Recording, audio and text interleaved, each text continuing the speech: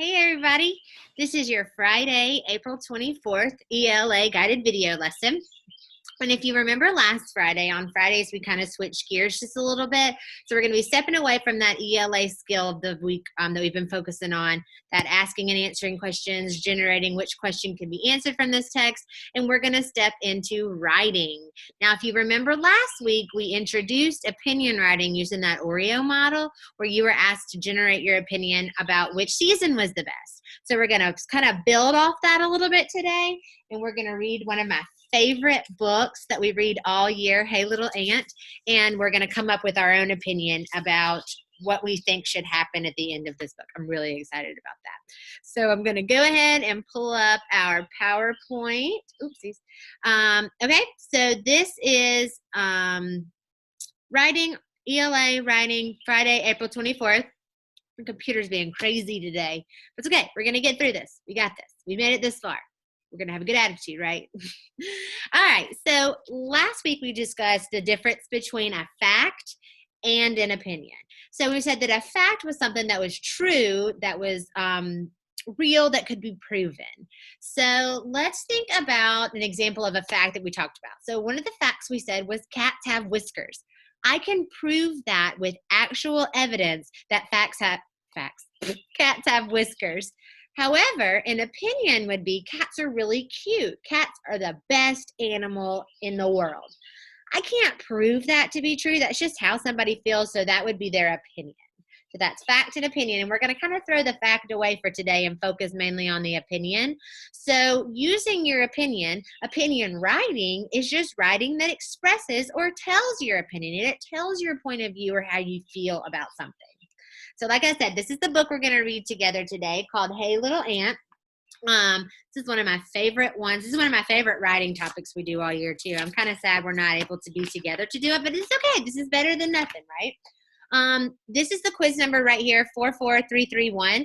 I'm going to have this slide at the very end of our video today too, so if you don't get a chance to write it down or you want to look back at it later, I'll have it at the end too before we get to our independent activity. All right, let me grab something real fast. So I'm going to do my best to show you this. I tried to have it in a Nearpod, but the book's a little big, so it was hard to see some of the pictures in there. So, all right, let's get to reading. This is Hey Little Ant by Philip and Hannah Hoos. Now, just looking at the cover of this book, I can make a couple of predictions, a couple inferences to begin with.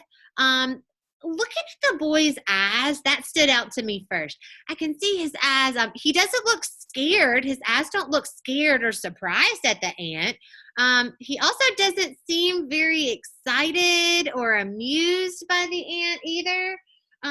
So he kind of looks like, what should I do with you? And then the ant, I noticed, kind of has his arms out like, oh, I don't know, I'm worried, I'm scared, please don't hurt me. All right, so we can go ahead and make predictions. That's what good readers do. They make predictions about what they're going to read before they read it using those clues. So we've got the boy and we've got the ant. Make my screen a little bigger. All right, so we can go ahead and predict. Might be the two teams we have to choose from at the end of the book. All right. Hey Little Ant. And the dialogue in this book goes back and forth between the kid talking and the ant talking. All right, so here's the kid, and he says, hey little ant down in that crack, can you hear me? Can you talk back? See my shoe?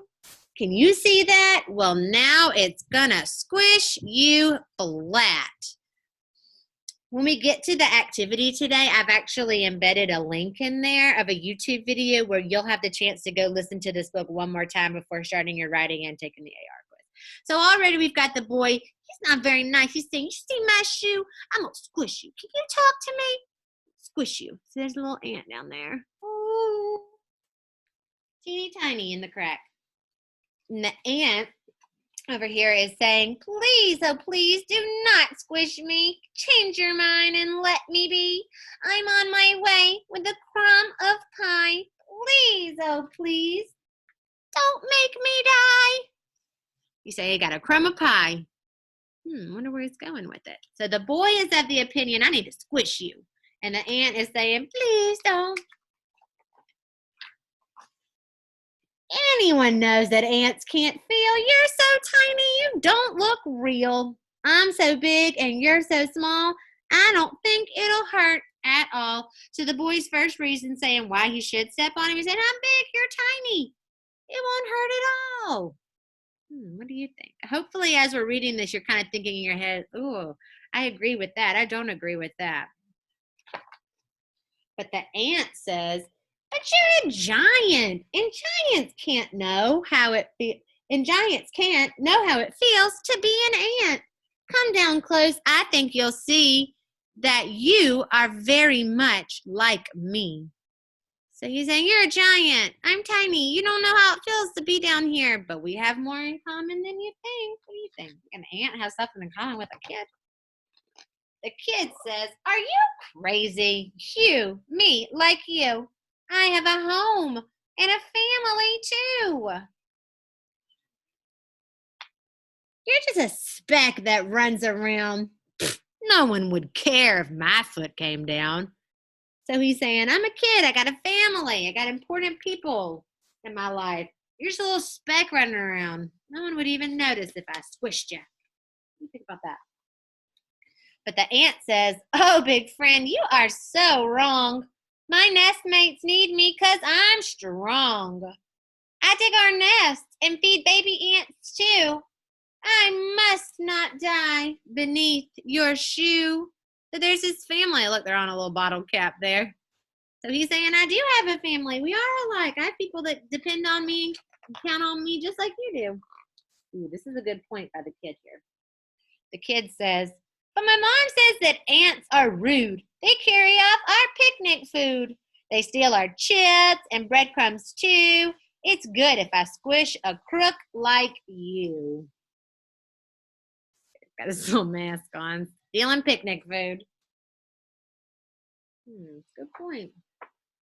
But the ant says, hey, I'm not a crook, kid. Read my lips. Sometimes ants need crumbs and chips. One little chip can feed my town. So please don't make your shoe come down. So he's saying, yeah, while I am taking just one little chip from your picnic, I can feed my whole town. We're not taking much. We're just taking a little.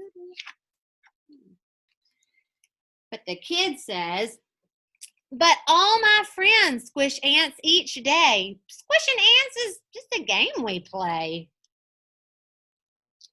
They're looking at me. They're listening to. They all say I should squish you. They're saying, do it, do it. So that's another point the boy's making. It's just a game we play. My friends all tell me I should do it. Ooh, I like this picture. The ant says, I can see you're big and strong. Decide for yourself what's right or wrong. If you were me and I were you, what would you want me to do? So this is kind of like the picture we saw a minute ago where the boy was standing big and the ant was tiny. The ant saying, what if I was a big giant and you were a teeny tiny speck? What would you want me to do? That's a really good point, isn't it? Should the ant get squished? Should the ant go free? It's up to the kid. It's not up to me. We'll leave the kid with a raised up shoe. What do you think the boy should do? So we're going to end the book like this, and that's your question. What do you think the kid should do? That's what we're going to respond to here in just a second. So hopefully as we read that, and like I said, I'll give you the, in your activity, you have the YouTube link to click on, and I'll show you that in just a second. So you can go watch the video to read the book again to really solidify your opinion on whether you think the boy should step on the ant or whether you think the ant should go free. That's a tricky one to decide, isn't it? All right, let's hop on back to that PowerPoint, and we're just going to talk really quickly about different sentence starters and different ways that we can share our opinion, how we can introduce it and start our different reasons. Okay, so we read the book together. All right, so with your introduction, you would start off, this would be the O in that Oreo model, opinion, is you're just telling your opinion. You're just telling your reader how you feel about the topic. So you might state, in my opinion, the boy should step on the ant. Or I think the ant should be allowed to go free, or I feel the boy should not step on the ant. Just sentence starters like that, some words to clearly introduce to your reader how you feel about the topic. And then we're going to give 3 different reasons to support why we think the boy should or should not step on the ant. So you might start off with reason number 1, telling your reader, first, the ant has a family too. Or, first of all, ants steal food. They're thieves. They should be stepped on. So first, to start, to begin, first of all, those are great sentence starters to clearly tell your first reason to support your opinion. And then some different sentence starters to support your second opinion. So your second reason, your second reason to support your opinion, you could say things like second, or also, or in addition, or next. So second, the boy's friends, it's a game that they play. He's trying to play a game with his friends. Or also, the ant has to help build nests. He's strong, so he has to help build nests. These are some other reasons that could support your opinion.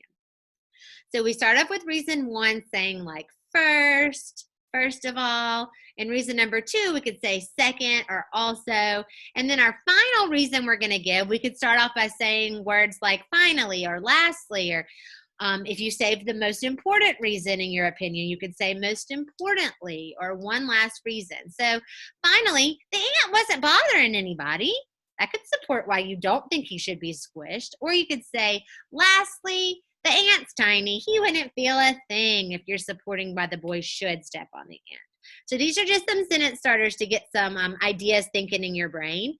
And then finally, you remember the last O in our Oreo writing is just your conclusion, where you're just telling your reader your opinion one last time. You're restating your opinion. So you could say things like, in conclusion, the boy should squish the ant. Or all in all, the ant deserves to go free. So you could use things like as you can see, or to sum it up. Okay, so now that we've gone over different sentence starters to express our opinions in opinion writing, I wanted to show you guys what it's going to look like on your end when you get to your activity today. So I'm going to pull my PowerPoint back up. Once you have logged on and gotten to your activities, you're going to see a screen that looks like this. Okay, this is what it's going to look like on your end. I'm going to look a little different because it'll say add a response instead of a sign. This is just from my view, but it'll be very similar. Now, you notice right here it says link up at the top. If you click on that link, so here's it actually in Seesaw, where it says link up here. If you actually click on this picture of the book, like I told you earlier, you'll be able to go into YouTube and you'll be able to actually watch the book there before you form your opinion and before you take the AR quiz. Pretty cool, huh? So then you're going to see the green button that says add a response, and it's going to pull up a template that looks like this. This is going to be your template that you're responding to, where you're going to have to come up with whether you would squish the ant or save the ant, and that's going to be written right here in this blue box off to the side. So would you squish or save the ant? You would write squish it, or you could write save it, and then you're going to come up with 3 reasons to support your choice. Now, again, I suggest pressing that T button to add text to type. So you've got to come up with 3 reasons. This is still brainstorming, just coming up with ideas to support our opinion. So they don't have to be complete sentences yet unless you want to. It could say, one of the reasons you could put, and if you weren't writing in complete sentences, you could say, ant has a family, or it's a game. You can just jot down some short ideas or some shorter reasons. 3 reasons to support would you save or squish the ant. And then finally, down in that blue box, you get to draw a little picture of the ant. You could draw him going, help, or him being big and strong. All right. So here's the quiz number one last time. If you are ready to take that AR quiz, you can go listen to the book one more time on that YouTube link on your assignment. And again, this is what it's going to look like. You can watch the reading of the story, click add a response, and then you're going to press that T button to add text to generate 3 reasons to support which opinion you have. And then you can use the pen just to draw a little picture of the ant before pressing the green check mark to submit to your teacher. So great job this week, guys. I'm super excited to come back to you again next week where we'll be hitting some more ELA skills together. Bye. Have a great weekend.